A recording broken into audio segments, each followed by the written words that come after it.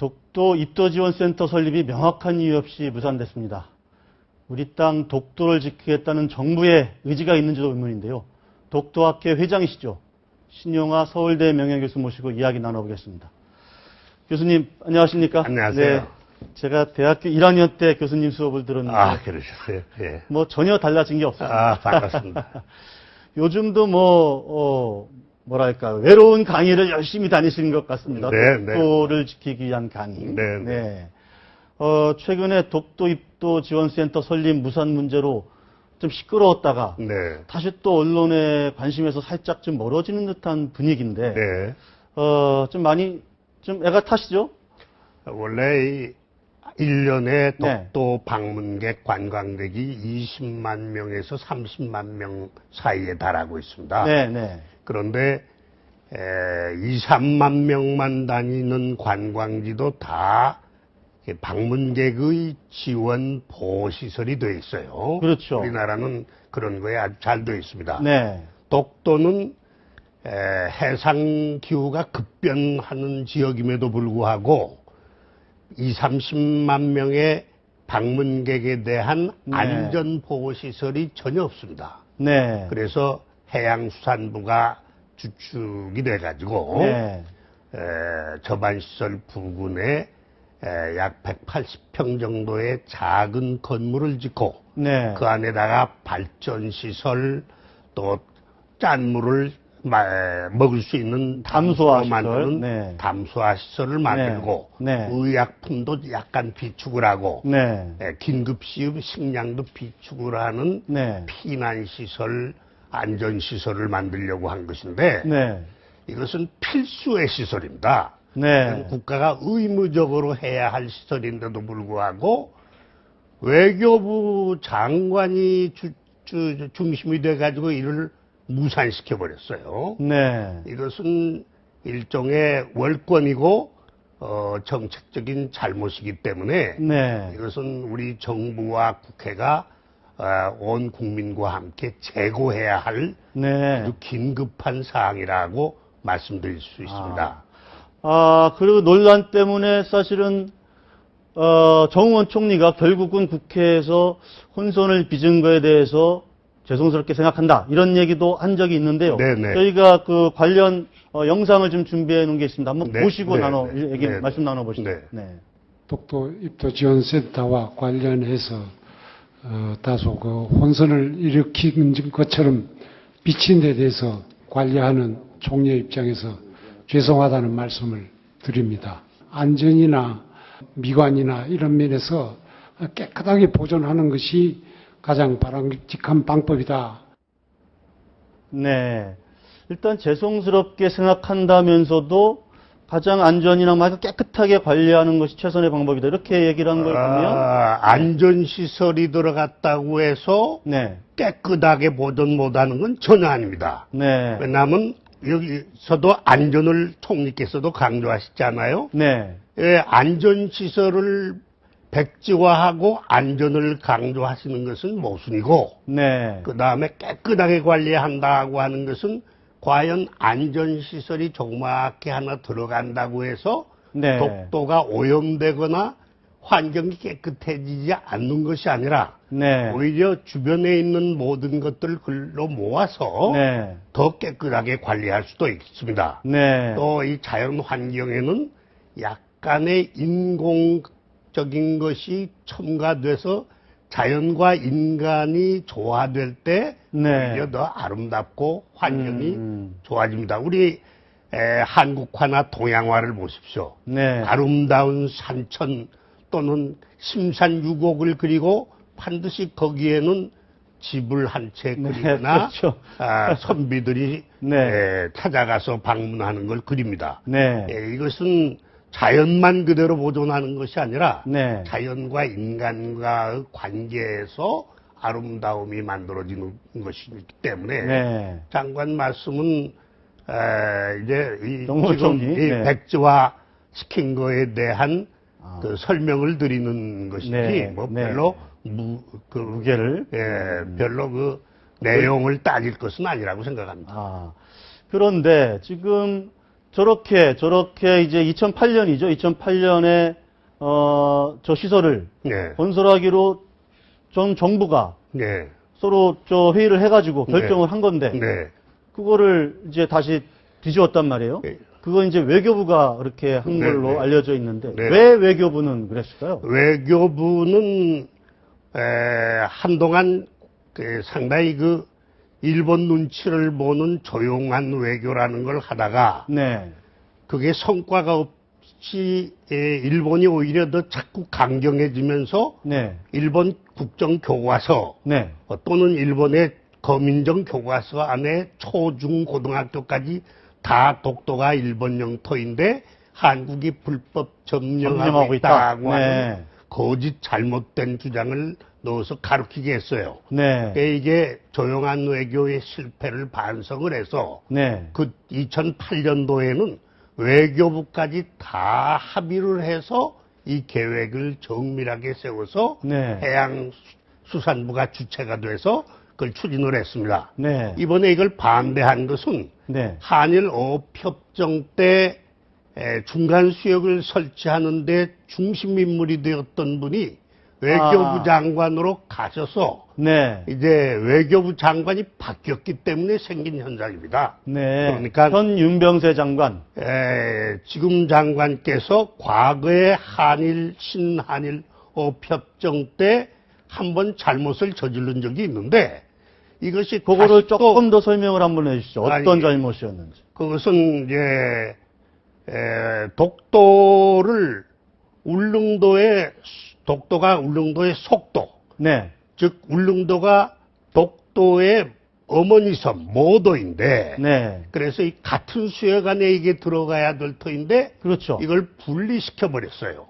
아, 그래서 울릉도는 한국 배타적 경제 수역 안에 들어가고, 네, 들어가고, 독도는 한일 공동 관리 수역이라고 하는 네, 중간 수역 안에 독도와 그 시베리 수역이 들어가 버리게 됐어요. 네, 이것은 아주 잘못된 정책 결정이었는데 네, 그때도 일본의 그 주장에 말려들어서 그렇게 된 겁니다. 이번에도 또 일본의 눈치를 봐가지고 이 귀중한 국민적인 필수적인 사업을 또 무산시켜버렸기 때문에 네, 저는 대한민국 정부가 외교부 장관의 정부는 아니지 않습니까? 네, 위로는 대통령이 계시고 네, 온 국민의 정부인데 네, 반드시 이걸 교정을 이번 기회에 해서 네, 독도 방문객의 안전시설을 이번 정부가 계획대로 완공을 해야 된다고 생각합니다. 아, 그러니까 한일 공동 어로 수역을 했다는 얘기는 뭐 누구의 땅도 아닌 것 비슷하게 이제 두 나라가 같이 관리할 수 있는 지역인 것처럼. 왜 제3자 세계에서 볼 때는 오해를 불러일으킬 수 있는 네. 소인을 만들었죠. 네. 예를 들면은 2008년 7월에 네, 미 국무부 산하의 정보조사국 지명위원회가 네, 그 전까지는 국제법에 따라서 독도 영유권자를 한국이라고 적었어요. 네, 그러다가 약 일주일간 이것을 주권비 지정, 네. 영어로는 sovereignty undesignated,라고 네. 불경지로 바꾸어 적었어요. 네, 재미동포가 신고를 해서 알게 된 한국 측이 우리가 강력하게 미 국무장관에게 항의를 하고 대통령에게 항의를 하자 당시 미국 대통령이 국제법에 따라서 재조사를 해서 국제법의 영유권자를 적어놓으라 그랬더니 네. 조사해 보니까 국제법상 독도는 대한민국의 영토이기 때문에 네. 다시 사우스 코리아 네. 한국이라고 이렇게 적어놓습니다. 네, 그 직후 을 가서 만나서 재발 방지를 요구했더니 당시 미 국무장관 대답이 왜 그렇다면은 한국 정부는 일관성 있게 정책을 실시하지 아니하느냐. 네. 한국 정부의 일관성 없는 정책 때문에 자기들이 혼란스럽다. 네. 재발 방지를 약속해 줄 수 없다. 먼저 일관성 있는 정책을 펴라고 권고를 했어요. 네. 그것은 이 독도가 독도와 그 수역이 네. 한일 공동관리 수역 안에 들어갔기 때문에 분쟁지로 처리가 된 겁니다.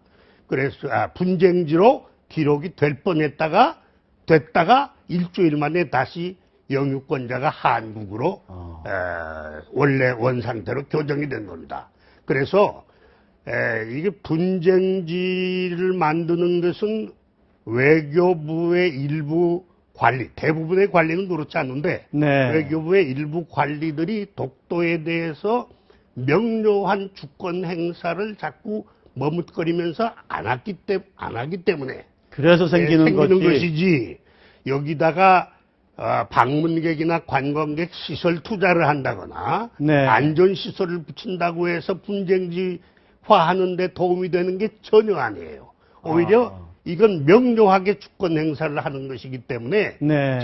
제3자에서가 볼 때는 원래 국제법상 한국 영토로 연합국이 공인해 준 바대로 네. 대한민국이 주권을 명료하게 행사하고 있구나 하는 것을 확인하게 돼서 네. 분쟁지로 만들려고 하는 일본의 시도가 저지되는 겁니다. 그래서 오히려 네. 분쟁지로 외교부는 약간 설명이 그렇지 않습니까? 이렇게 여기다 뭘 짓고 뭐 하고 하면 일본이 또 좀 문제를 제기하고 이러다 보면 분쟁 지역화가 된다. 자꾸 문제를 제기한다고 하는 그 일본 측의 협박이 네. 국제사법재판소에 제소를 하겠다 이건데요. 네, 네.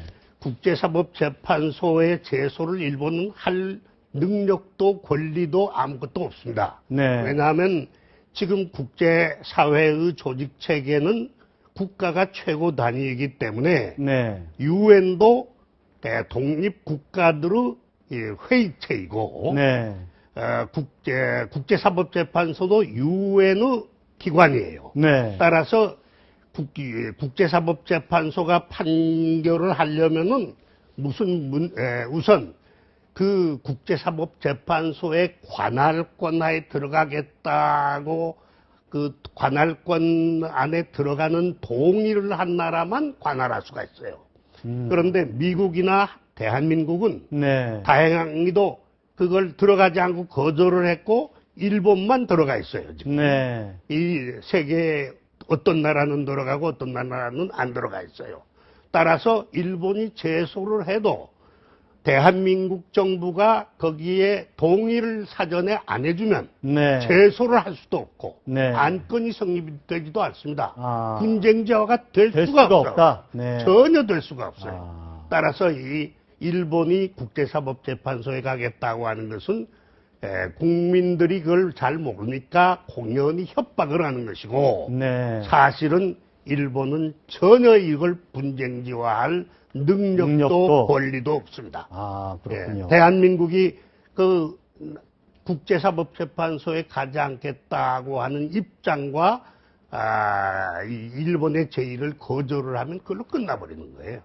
그리고 독도는 1946년 연합국 최고사령관 지령 677호에 의하여 네. 그리고 샌프란시스코 연합국의 대일본 평화조약에 의하여 대한민국 영토로 아주 규정이 되어 있습니다. 네. 따라서 국제법상 명명백백한 대한민국 영토이기 때문에 네. 주권을 그냥 행사만 행사를 하면 그냥 돼요. 하면 일관성 있게 일관성 있게 행사하면 된다. 아무 문제가 발생하지 않아요.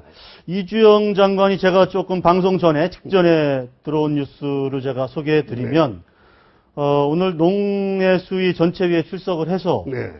그 독도 시설 건립 취소 논란과 관련해서 백지화한 것은 아니고 몇 가지 문제를 검토해서 추진하도록 하겠다. 이렇게 답변을 했거든요. 네. 네. 그러면 어떻게 총리가 그렇게 좀 사과를 하고 다시 정부 입장이 교수님께서 원하시는 대로 다시 추진하는 쪽으로 바뀌는 걸로 물론 가능하죠. 예. 왜냐하면은 원래 이 독도 관계는 지금 해양수산부가 담당을 하고 있고 네. 대외 관계만 외교부가 담당을 하고 있는데 총리 밑에 관계장관 회의가 5사람이 있고 네. 총리 포함해서 국무총리 조정실장도 참가를 하게 되는데 이것은 강요회의도 아니고 네. 그야말로 이 독도에 관한 한 잠정적인 정책 협의를 하는 기관이에요. 네. 이것이 완전히 무산되려면은 이건 국무회의도 거쳐야 되고 또 대통령이 지금 중국에 계실 때 일어난 일이기 때문에 대통령이 귀국하면은 보고해서 대통령이 원래 예산대로 집행하라고 네. 하면은 해결이 됩니다. 네. 네. 또 국회에서 네. 지금 해양수산부가 총 약 78억 내지 90억 예산에 30억 1차 연도분을 다 올렸으니까 네. 이것을 삭감하지 않고 네. 그대로 집행하라고 예산을 통과시켜주면 또 예산 항목에 이걸 넣어주면은 네. 정부는 반드시 이걸 실시해야 된다. 실시해야만 됩니다. 해야만 됩니다. 네. 왜냐하면은 동북아 역사재단도 원래 정부가 제안한 게 아니고 정부는 하지 않으려고 했어요. 네. 그런데 국회가 250억의 1년 예산을 책정을 해서 고구려 동북공정을 극복하기 위한 고구려 재단을 만들어라 네. 해가지고 그 예산을 주면서 이름을 붙여주었기 때문에 정부가 고구려 재단을 만들어서 네. 이름을 지금 동북아 역사재단. 역사재단으로 네. 바꾼 겁니다. 네. 이것은 이미 해양수산부가 2008년부터 지금까지 아주 정밀하게 연구를 해서 입찰 공고까지 낸 것을 네. 이게 외무부 장관이 같은 장관인데 총리의 관계장관 회의를 빌어서 저지했다고 하는 건 국민이 분노할 일입니다. 아. 그러니까 이것은 대통령께서도 한번 수정을 바로 잡으시고 네. 또 국회도 네. 바로 잡으시고 해가지고 네. 전 국민의 여망인 독도 영토 수호와 네. 또 이 관광객 안전을 철저하게 보장하기 위하여 반드시 실시해야 할 사업입니다. 아, 알겠습니다. 자, 우리 교수님, 지금, 우리 시청자분들도, 독도는 우리 땅인데, 네. 우리가 우리 주장만 하는 것 아니냐. 일본은 또 일본 나름대로 무슨 근거가 있으니까 저러는 것 아니냐. 이렇게 일부 오해할 수도 있을 것 같은데, 네. 일본 측 자료만 보더라도 독도는 분명히 한국 땅이라는 게 명백히 입증이 되는 거죠? 네, 그렇습니다. 지금 저희가 이렇게 한번 판넬을 한번 아주 준비를 해봤는데요. 잘 뽑아오셨네요. 네. 맨 끝에 것만 한번 예를 들죠. 가까운 거니까. 메이지 정부요. 네. 네. 1876년에 네. 일본 정부가 근대적 방법으로 일본 지적도를 새로 작성하려고 했을 때 네. 일본 내무성이 각 지방 현에 네. 자기네 현의 지적도를 그려 올려보내라고 그랬어요. 네. 그때 시마네 현에서, 시마네 현. 네. 현에서 저 동해 가운데 있는 울릉도와 독도를 포함해서 그려 올릴까요? 뺄까요? 아. 영토의 네. 편입 또는 제외는 중대한 문제이기 때문에 네. 현 지사가 결정하기가 어려우니까 네. 내무사 대신 당신이 결정해 주시오 했더니 네. 내무성에서 약 5개월 반 동안 정밀한 조사를 한 후에 울릉도와 독도는 조선 땅이고 네. 일본과 관계 없는 땅이라는 결론을 내렸어요. 네. 그러나 당시 내무상은 그러나 영토는 총리 대신이 최종 결정하는 사항이기 때문에 네. 국가행정 최고 수반인 총리 대신에게 최종 결정을 요청했더니 또 약 1개월 이상 걸려서 재조사를 했어요. 네. 당시 이와쿠라 도모미라고 명치유신 총지휘자가 네. 총리 대신으로 이걸 재조사를 한 다음에 1877년 3월 20일자로 네. 동해 가운데 있는 울릉도와 독도는 조선 영토이고 네.